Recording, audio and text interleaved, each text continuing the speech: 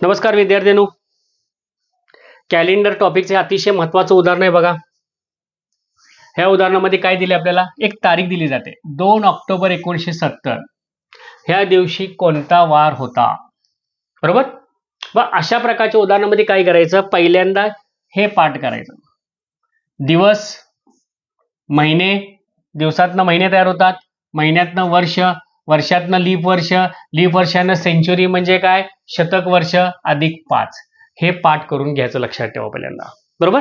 आता हे ह्याच्यामध्ये मांडत असताना हे खालच्या 3 गोष्टी कशा त्याच्यामध्ये उपयोगात आणायचं हे तुम्हाला दाखवतो.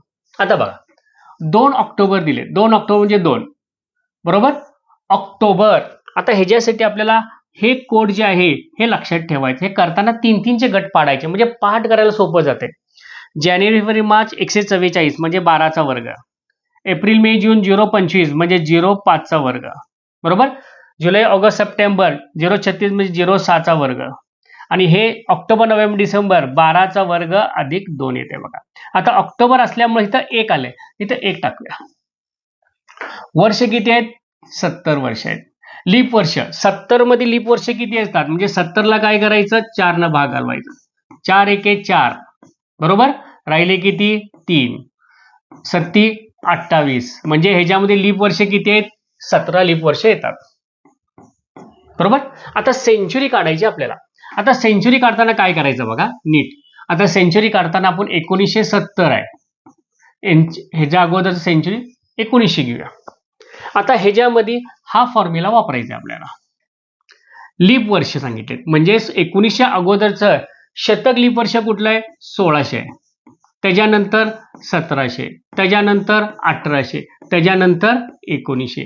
म्हणजे तुम्ही इथं पहिल्यांदा 1600 मांडला, इथं तुमचं 1700 येणार, इथं तुमचं 1800 येणार, इथं तुमचं 1900. 1900 ला काय घेतले, कोड अक्षर 1 घेतले बघा. आपण 1 घेऊया इथं, आणि हे 5. आता हे सर्वांची बेरीज केली की बेरीज मोठी होते. त्यापेक्षा काय करूया, हे 2 घेऊया, 1 घेऊया. 70 ला 7 न भाग घालूया, कारण का 7 दिवसाचा तो वार येतो. 70 न 7 न भाग लावले 0 शिल्लक राहतात. शिल्लक किती राहते तेच घ्यायचं, लक्षात ठेवा.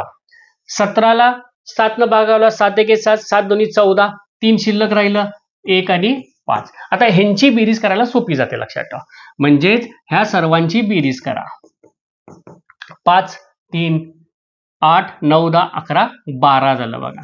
आता ह्या बेरजेला 7 न भाग घाला, पण आठवड्याला 7 दिवस येतात.